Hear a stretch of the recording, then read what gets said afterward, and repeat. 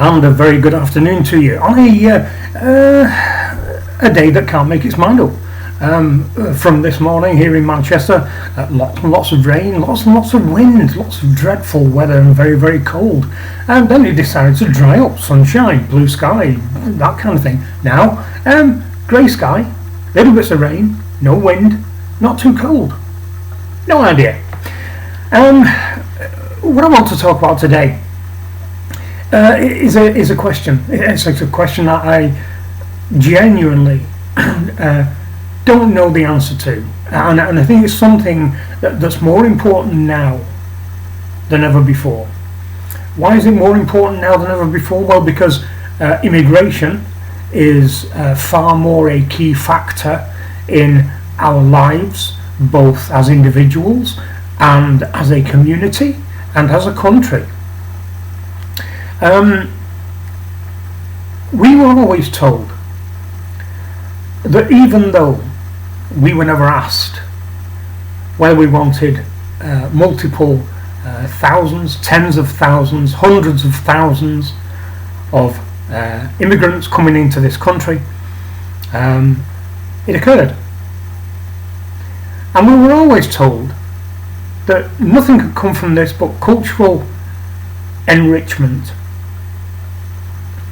Now, I've kind of kept my eye on this for quite a long time, because during my time, when the days where I worked hand in hand with a lot of people in other charitable organisations, and as you can imagine, not all of those were Caucasian charities. A lot of them were Pakistani and Bangladeshi, who have two fairly large communities fairly close to where I come from. A lot of the children that the charities that I work for who got help from the charities were from lots and lots and lots of ethnic groups, as were of course their parents and grandparents.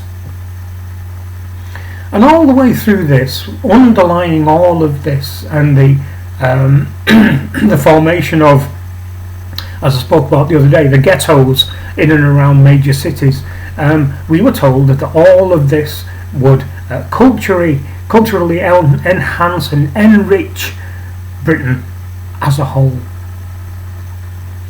So the question is, after many, many years of sitting back, considering my involvement with a large percentage of different ethnic communities, and as a general observer of cultural and social trends, and a person who tries to keep up with the news as much as you can these days, because we are more fractured than ever before regarding the incoming messages from left-wing, the preponderance of left-wing media, and not so much preponderance from the right-wing media, but there are some out there.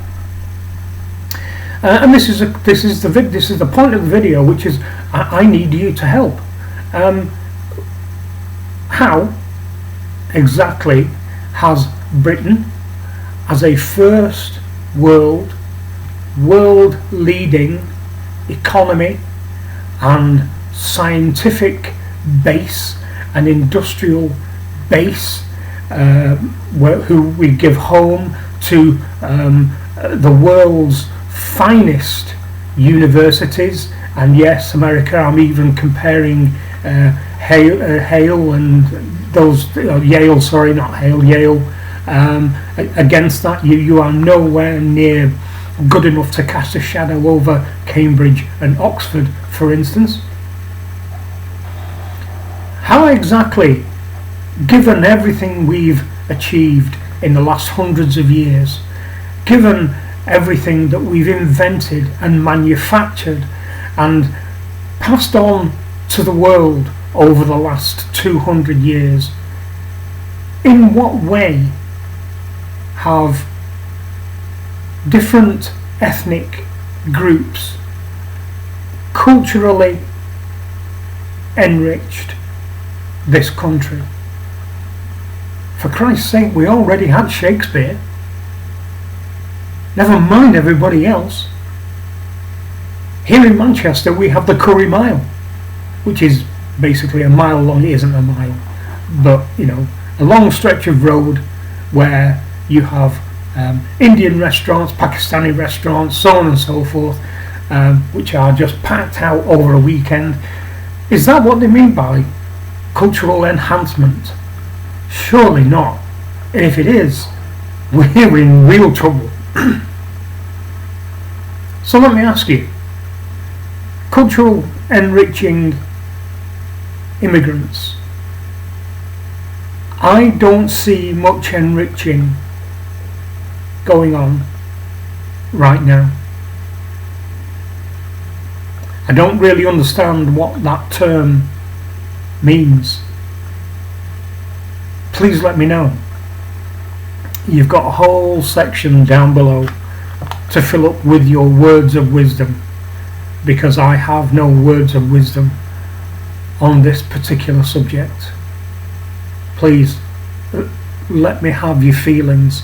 Give me examples. If you have examples of how life in this once great country, the pillar of Western civilization, in my opinion, that has been improved by people coming in from the third world, please let me know, because I've got no base of knowledge on this.